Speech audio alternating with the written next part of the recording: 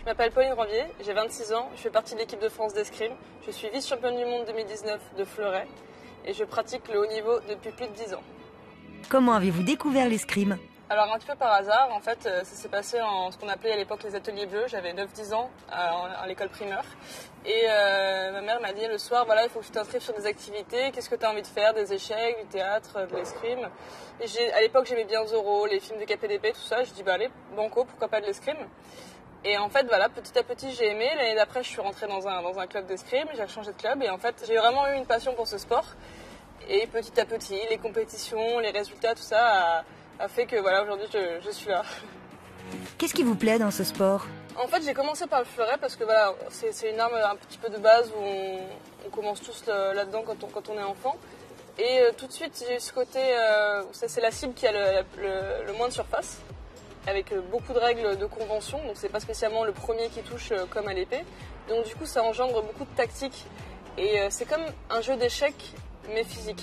Donc c'est ce qui est complexe et ce que j'aime dans ce sport, c'est la complexité et en même temps le fait que tout le monde peut battre tout le monde à n'importe quel moment parce qu'il n'y a pas de catégorie de poids, il n'y a pas de taille, donc c'est assez agréable là-dedans de pouvoir battre tout le monde et que chaque touche, chaque match, chaque adversaire, chaque compétition est différente.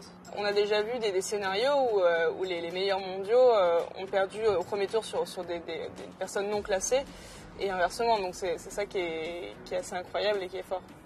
Que représente le sport dans votre quotidien? Depuis plusieurs années maintenant, c'est devenu mon quotidien en fait, l'escrime. C'est-à-dire que voilà, je m'entraîne à l'INSEP depuis 5-6 ans. Et en fait, voilà, tous les matins, je pars à l'entraînement. Et l'après-midi, je suis aussi à l'entraînement. Le week-end, je suis en compétition. Donc c'est quelque chose qui est à temps plein. C'est pour ça qu'aujourd'hui, c'est compliqué d'allier autre chose. Alors j'ai fait des études à côté, donc j'ai un double projet. Et voilà, c'est toujours ce côté jonglerie entre le sport de haut niveau et le côté professionnel pour la vie d'après, pour l'après-carrière. Vous faites des études? Je suis étudiante en management du sport à l'école Sport Management School. Donc je termine normalement cette année. Et avant, j'ai fait aussi des études de sport, donc STAPS. Et j'ai toujours cherché des études en fait, qui me permettent de m'entraîner à haut niveau et de partir en compétition sans avoir une surcharge d'entraînement et aussi de complexité de travail. Qu'est-ce qui vous motive? En fait, la motivation, je ne vais pas la chercher, entre guillemets, elle vient à moi. C'est-à-dire que moi, ce qui me fait rêver, c'est les Jeux Olympiques, c'est les médailles, c'est la gagne, tout simplement. De me dépasser tout le temps, d'essayer d'être toujours la meilleure. Alors, c'est pas souvent le cas, enfin, pas toujours, c'est ça la compétition, mais c'est ça qui donne envie, c'est toujours de progresser. Donc, en fait, je mets tout en œuvre pour réussir à ça, à m'adapter comme il faut. Alors, on va dire que je vais être un petit peu moins rigoureuse, entre guillemets, sur mon côté professionnel, parce que ce qui m'importe, c'est de réussir ma vie sportive aujourd'hui. Mais voilà, je mets tout ce qui est possible de faire pour réussir et pour vivre ma passion à 200%. Quelles difficultés avez-vous dû surmonter? Beaucoup. Déjà, je suis partie de chez mes parents à 16 ans, enfin 15 ans et demi, 16 ans. Donc j'ai quitté la maison pour habiter à Aix-en-Provence dans un pôle jeune. Donc déjà, à cette époque-là, très jeune, on quitte le cocon familial pour s'entraîner et vivre de sa passion. Donc c'est pas des sacrifices, c'est plus des choix en fait. Mais toute notre vie, on rencontre des difficultés. Après, ça va être les blessures, ça va être les échecs. Il y a aussi la vie personnelle. Donc, il y a toute notre vie, de sportif de niveau, on va avoir des échecs et des choses à adapter pour pouvoir être au meilleur de notre forme. Les qualités et valeurs indispensables dans votre sport? Alors moi, j'ai envie de dire le respect, le fair play, donc côté comportement. Après, les valeurs, c'est la motivation, la rigueur et le fait de pouvoir dépasser ses limites et de chercher à dépasser ses limites sans cesse. Parce qu'arrivé à un certain niveau, voilà, on fait tous de l'entraînement physique, on fait tous de l'entraînement technique, tactique. Mais en fait, c'est celui qui va peut-être en faire un peu plus ou qui va être un petit peu différent, qui va gagner le jour J et qui va s'imposer.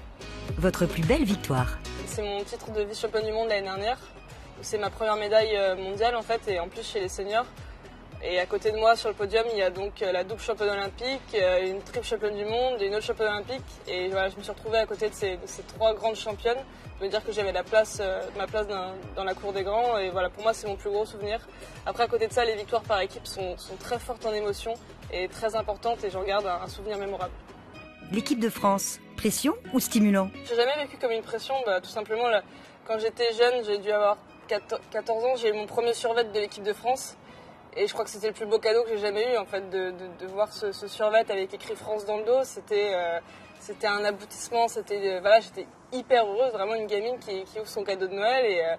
Et en fait, ça a toujours été un plaisir et un honneur de représenter mon pays. Et alors encore plus quand il y a la Marseillaise à la fin de la journée. Donc non, c'est pas une pression, c'est vraiment un honneur. Alors ce sera peut-être une pression à Paris 2024, hein, mais aujourd'hui c'est tout ce que j'aime en fait. Vous avez une devise?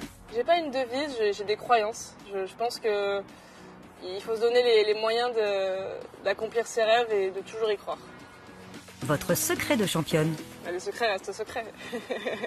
Mais non, j'ai pas de secret. Je pense que voilà, le travail, le talent et des fois le petit grain de folie peut faire de grandes choses. Qu'est-ce que le sport vous a apporté dans la vie? Le sport de haut niveau, je pense, m'a beaucoup fait mûrir. Puisque évidemment, dès le plus jeune âge, on part en compétition, on part à l'étranger, on découvre de nouvelles personnes, de nouveaux pays.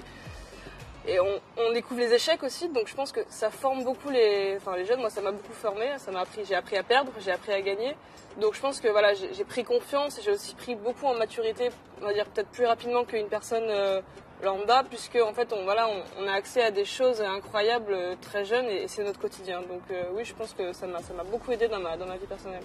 Que faites-vous en parallèle du sport? Je suis militaire, on va dire. Je fais partie de l'armée de champions. Donc c'est un dispositif ministériel entre le ministère des Sports et le ministère des Armées qui permet d'aider les sportifs de haut niveau, leur donner un statut de militaire. On doit 20 jours à l'armée dans l'année. On fait aussi les championnats du monde militaire que j'avais fait cette année où j'ai terminé deuxième. Et en fait, tout le reste du temps, voilà, on a des stages, on peut faire des inaugurations et on doit représenter les valeurs de l'armée à travers notre sport. Donc en fait, il y a quand même beaucoup de valeurs qui représentent et grâce à eux, en fait, je peux m'entraîner sereinement au quotidien puisqu'ils peuvent m'aider financièrement. Comment obtenir l'égalité homme-femme dans le sport? Alors c'est un grand débat. Je pense que dans l'escrime, on est entre guillemets pas les plus à plaindre puisque voilà, au niveau si je parle des primes, on a les mêmes primes que les hommes. Là où ça va être plus différent, ça va être sur les salaires. Il y a des clubs qui vont donner plus aux hommes qu'aux femmes. Aujourd'hui, je pense qu'il y a encore beaucoup de boulot dans le sport en général, pas spécialement dans l'escrime, mais dans la façon dont le sport féminin est vu, est visible et surtout est accepté. Alors je pense que la Coupe du Monde de foot, par exemple, a beaucoup aidé aussi à améliorer la vision du foot féminin. Mais pour moi, il y a encore beaucoup à faire puisque encore de nombreux hommes, du coup, estiment que le sport féminin n'a pas vraiment sa place dans le sport, on va dire, professionnel et de haut niveau. Alors qu'en fait, évidemment, il y a des qualités physiques, peut-être ça va moins vite, ça va moins fort, mais tout ce qui est le jeu, la tactique, est exactement pareil. Le titre qui vous fait rêver? Championne olympique, bien évidemment. Individuel et par équipe, puisque c'est deux accomplissements différents. Le par équipe est beaucoup plus intense en émotion. L'individuel, c'est un accomplissement personnel et le plus beau cadeau qu'on peut attendre après toutes ces années de haut niveau.